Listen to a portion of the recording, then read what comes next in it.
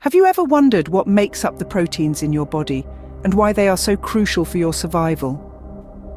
Let's delve into the fascinating world of amino acids, the unsung heroes of biology that play a pivotal role in our existence. These tiny molecules are the building blocks of proteins, which are, in turn, the building blocks of life. Just as a house is constructed brick by brick, proteins are constructed amino acid by amino acid. They're strung together in intricate sequences like beads on a string, each one unique, contributing to the overall structure and function of the protein. Now you might be asking, why are proteins so important? Well, they perform a staggering number of roles within our bodies.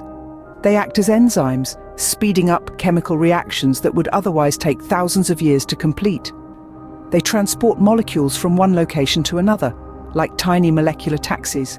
They act as antibodies, protecting us from disease. They help with cell structure, and they even play a crucial role in our DNA. And it's the amino acids that give proteins this versatility. There are 20 standard amino acids that our bodies use to construct proteins.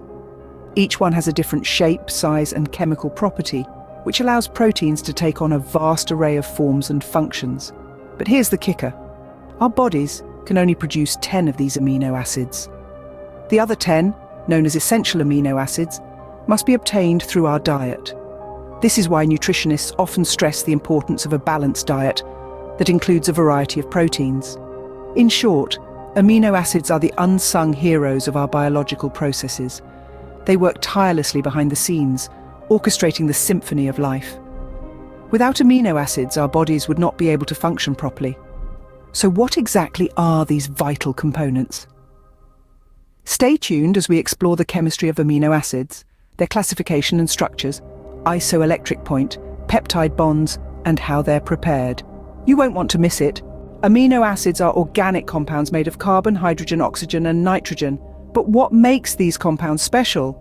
Well, it's their unique structure that sets them apart. Picture this. At the center of each amino acid, there is a carbon atom. This central carbon atom is the superstar around which everything else revolves. Attached to this carbon atom, we find a carboxyl group, a compound consisting of one carbon atom, one oxygen atom, and one hydroxyl group.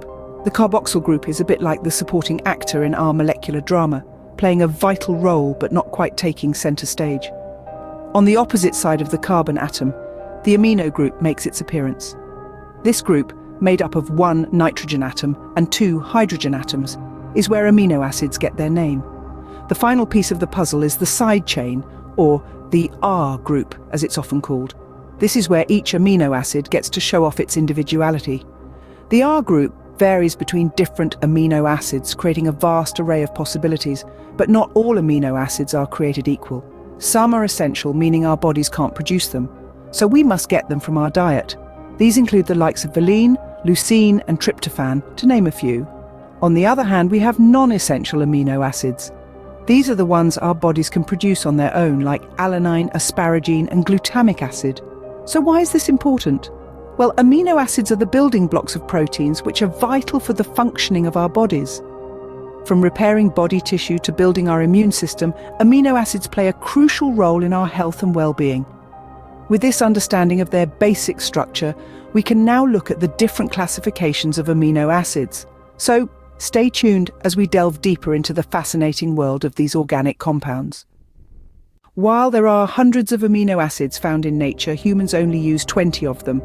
That's right! Our body's complex biochemistry is woven together with just 20 unique threads of amino acids. These 20 are often classified based on their side chains, those branching out bits that give each amino acid its unique properties. Let's start with the non-polar amino acids. These are the introverts of the amino acid world. They don't interact much with water, preferring to hang out with each other. Glycine, alanine, and valine are a few examples of non-polar amino acids. Next, we have the polar amino acids. These are the social butterflies, always ready to mingle with water and other polar substances. They include serine, threonine, and asparagine. Then we have the acidic amino acids. Now don't let the name fool you. Acidic here refers to the presence of an extra carboxyl group, which can donate a proton, hence the acidic tag. Examples include aspartic acid and glutamic acid. Finally, we have the basic amino acids. These guys have an extra amino group which can accept a proton, hence the basic tag.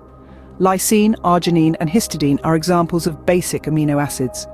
The fascinating thing is that each of these types of amino acids plays a distinctive role in our bodies. Non-polar amino acids are often found in the core of proteins, providing structural stability. Polar amino acids, on the other hand, are typically on the outside, interacting with the watery environment. Acidic and basic amino acids often interact with each other to form salt bridges, helping stabilize the protein structure. So, in a nutshell, the classification of amino acids provides us with a framework to understand the complex world of proteins and their myriad functions within our bodies. Each amino acid, with its unique side chain, contributes to the overall structure and function of proteins, making life as we know it possible. Each of these types of amino acids plays a distinctive role in our bodies. Indeed, the world of amino acids is as fascinating as it is complex. Amino acids display unique properties at certain pH levels, known as their isoelectric point. Let's dive into the fascinating world of amino acids' isoelectric point. This is the specific pH at which an amino acid exists in its neutral form. It's like a balancing act on a pH scale, where the amino acid isn't drawn to either end. This neutrality is crucial in protein structure, as it influences how amino acids interact with each other and their surrounding environment. The isoelectric point varies among different amino acids due to the unique side chains each one possesses. This uniqueness allows proteins to fold and function in diverse ways, making them the versatile molecules that they are. Now, imagine amino acids as building blocks. Each block is unique, but they need something to hold them together, right? That's where peptide bonds come into play. These bonds are the glue that holds amino acids together, forming long chains that we know as proteins. Peptide bonds are formed through a process called dehydration synthesis, where a water molecule is lost in the bonding process between two amino acids. Each bond is a covalent bond, meaning the amino acids share electrons to create a strong link. This bond formation is a crucial step in the creation of proteins, which are the workhorses of our cells, carrying out countless tasks to keep us functioning. These bonds are also responsible for the formation of a protein's primary structure. This structure is the unique sequence of amino acids in a protein, determined by the peptide bonds linking them together. It's like a fingerprint, unique to each protein, and it's the first step in determining a protein's final shape and function. So, in a nutshell, the isoelectric point and peptide bonds are like the yin and yang of protein structure. The isoelectric point ensures the right environment for amino acids, while peptide bonds link them together in a precise sequence.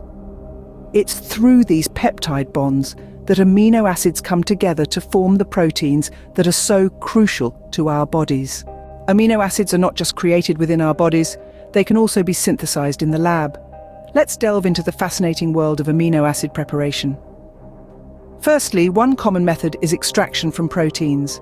Proteins are essentially long chains of amino acids, and these chains can be broken down or hydrolyzed to yield individual amino acids. This process involves heating the protein with an acid or enzyme, which breaks the peptide bonds linking the amino acids together. The resulting solution, known as a hydrolysate, contains a mixture of amino acids that can then be separated and purified. Secondly, we have chemical synthesis. This method involves building an amino acid from simpler molecules. For instance, the Strecker synthesis is a classic method used to prepare amino acids. In this process, an aldehyde is reacted with ammonia and hydrogen cyanide, forming an amino acid. But wait, there's more. Modern techniques have expanded the repertoire of methods for synthesizing amino acids. For example, the use of recombinant DNA technology allows us to insert specific genes into bacteria, causing them to produce the desired amino acid. These methods are not just academic exercises. They have practical applications in medicine, nutrition, and even agriculture. The ability to synthesize amino acids allows us to study them in greater detail, understand their roles in our bodies, and even develop new treatments for diseases. These methods allow us to study amino acids in greater detail and understand their roles in our bodies. So, we see that amino acids, despite their small size, play an enormous role in our bodies. From their varied classifications and structures to the role they play in peptide bonds and their isoelectric points, these tiny powerhouses are the building blocks of life. The methods we've discussed to prepare them merely scratch the surface of their intriguing chemistry. Subscribe for more because you won't find me later. Stay curious, keep learning, and until next time, remember, every little amino acid matters.